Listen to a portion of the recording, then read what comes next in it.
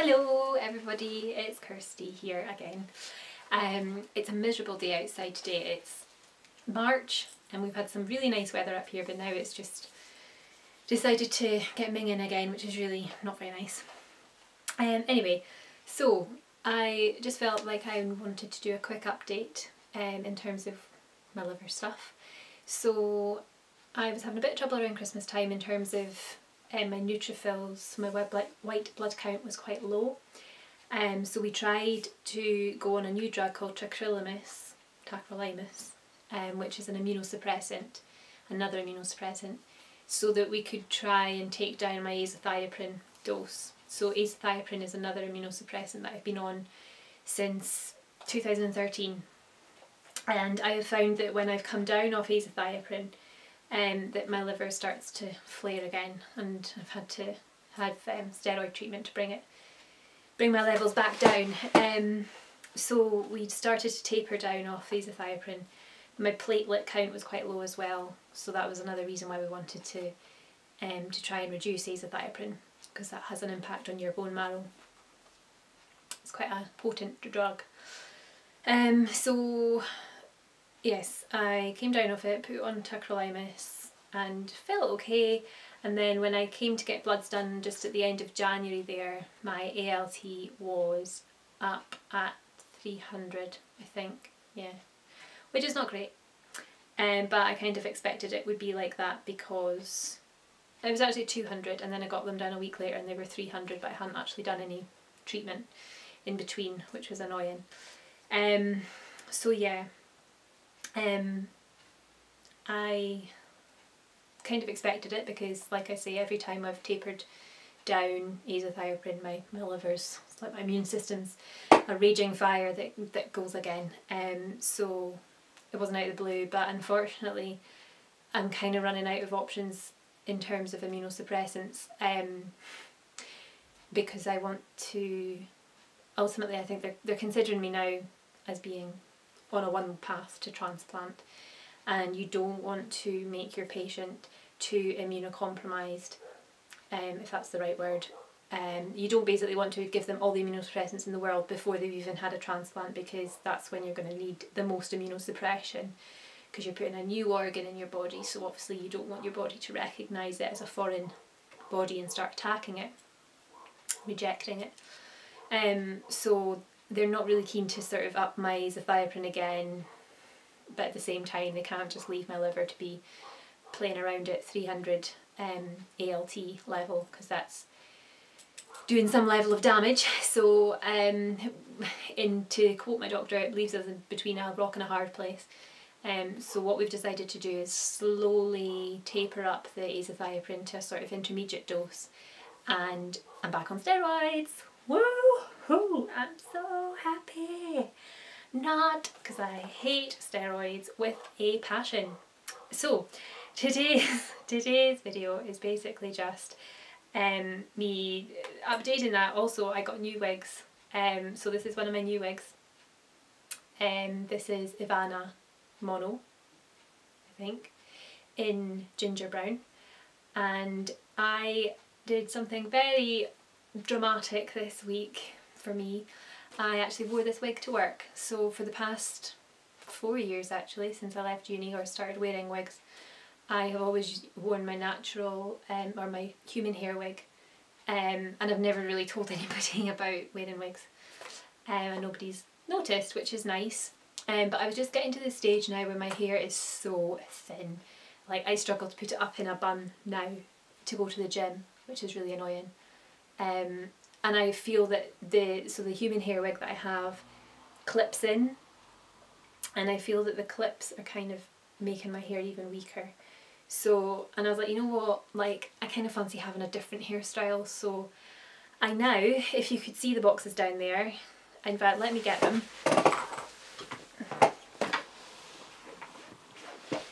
I now have so many wigs, it's a bit unreal.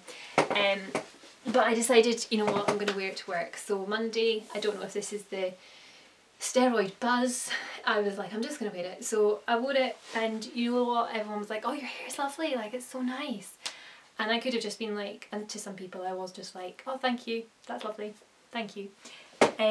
But to others I was like, you know what, it's not real, it's a wig. Because I kind of have got to that stage now, and I don't know if this is an age thing or a confidence thing or a fuck it, like I'm probably gonna, who knows when I'll keel over the stage. But I'm just like, why am I bending over backwards to hide this fact? Like, it is what it is, and if I can accept it, then so should everyone else, and if they can't, then that's their problem.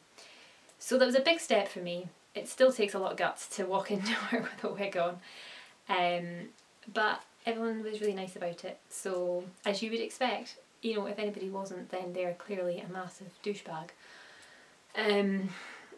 But yeah, so I feel that that has been a big achievement in the life of Kirsty Mills, and I'm very proud of myself for doing that, which sounds daft, but it is quite a big thing. So what I decided to do was, rather than come on and moan about being back on steroids, because I've now been on 30 milligrams, which is not a huge massive dose, but it's enough to get the side effects, and we all know how lovely side effects of steroids are.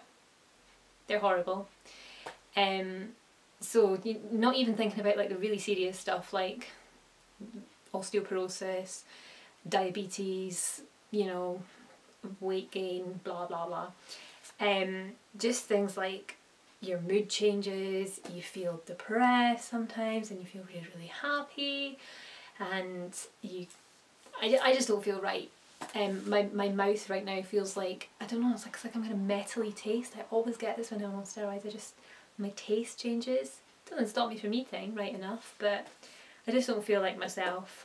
And the fact that you can't just like stop taking them because you'll go into adrenal shock if you do, always freaks me out a little bit. But rather than sit here and moan about how horrible they are, because I'm sure there's 10 million videos on YouTube about how horrible steroids are and prednisolone and people moaning about it, I thought I would come up with a list of 10 things that are good about steroids.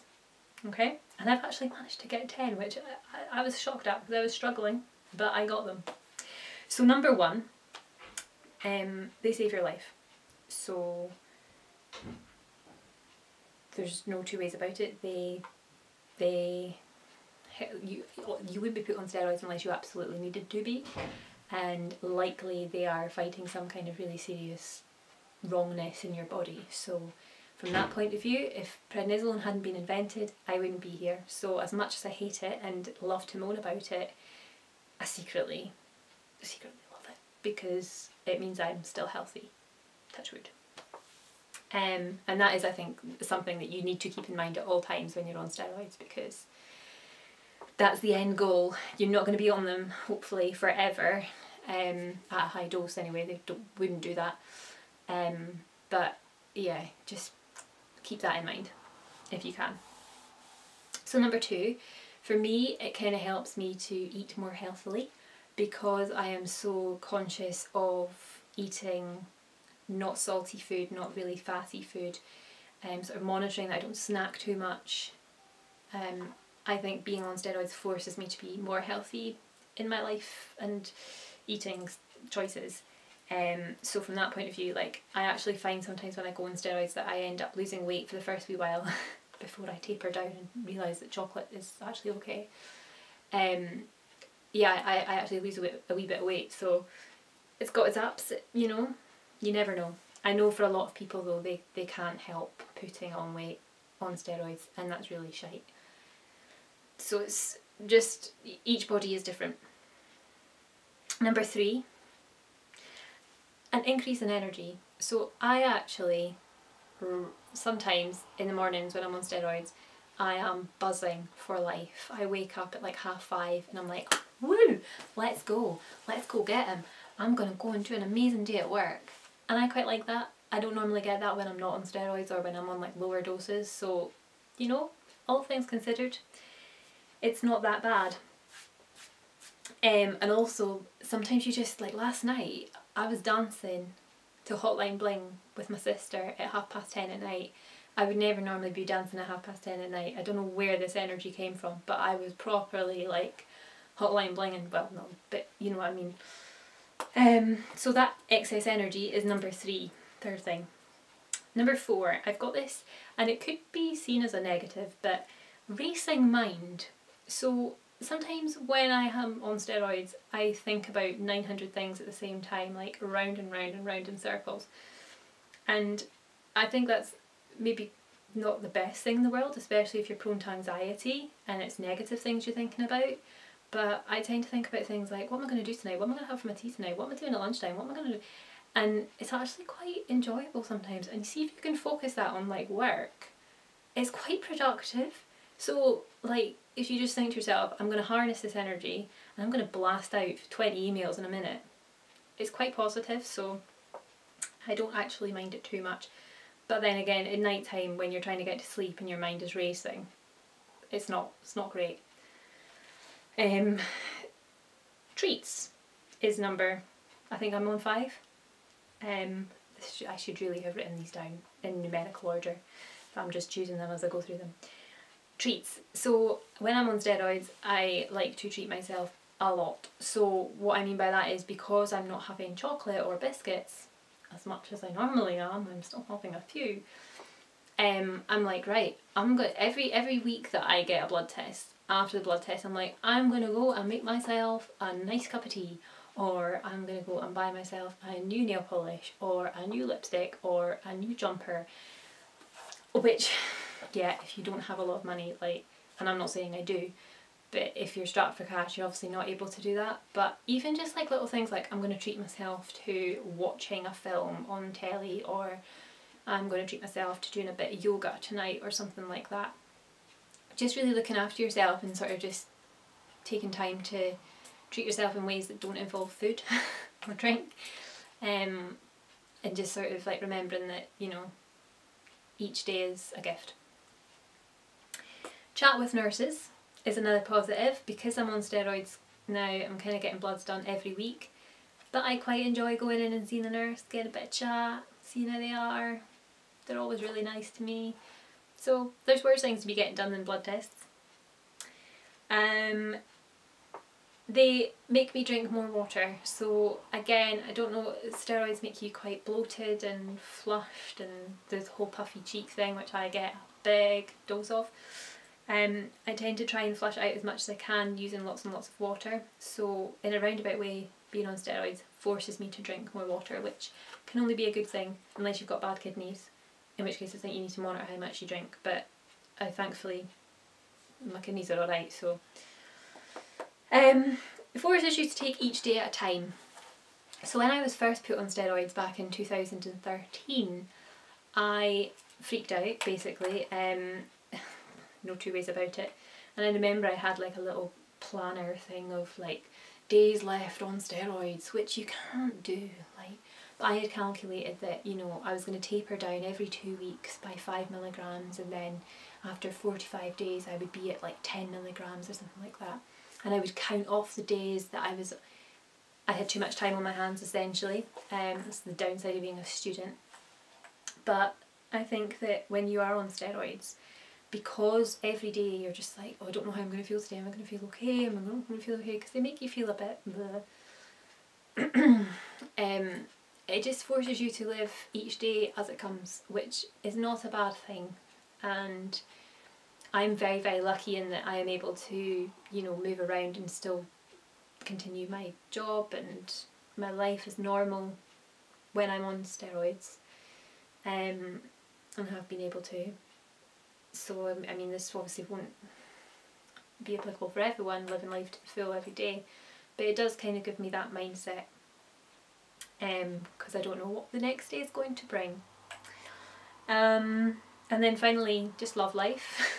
It's a bit of a cop-out really, but I think that when you are on these kind of medicines, it forces you to think about just enjoying as much as you can, taking as much from life as you can, because yeah, it is shit, and you might feel like shit, and being on steroids is generally quite shit, and it will make you look like shit, probably, but at the end of the day, and it's easy to say this, like, there is more to life than what you look like. So yeah, you might look like a bloated chipmunk, but you know, you're a nice person inside probably, or hopefully all this experience makes you, you know, just chill out a bit more and enjoy your life as much as you can. Gives you a better perspective over what's important and what's not. So that's 10 reasons I can think of why steroids are actually good. There are about 10 to the power of 10 reasons why they're bad, but I think that focusing on the positives is really, really, really important when you're on them. And I hope that if you are on steroids and you are feeling rubbish, then you can watch this video and know, well, at least I'm not the only person in the world that's on them to start with, because I know sometimes it feels like you are. But also that, you know, try and keep that focus, try and keep that positivity. Hopefully, you know, they are pretty effective at doing what they do, and it's the devil's tic-tac, but it's necessary evil, I think, for a lot of people, and they do save lives. So grin and bear it if you can, and look forward to that day when you taper down to 5 again. I've never been below 5. Have I? No, I think I had a year where I wasn't on anything. I was wild. And then I went back on them. So yeah, but try and be positive, people. And on that note, I will shut up and I'll let you have a lovely weekend. I'll be back with another video hopefully sometime soon. I might even treat you to another one of my wigs, if you're lucky. Have a good weekend and take care. Bye bye.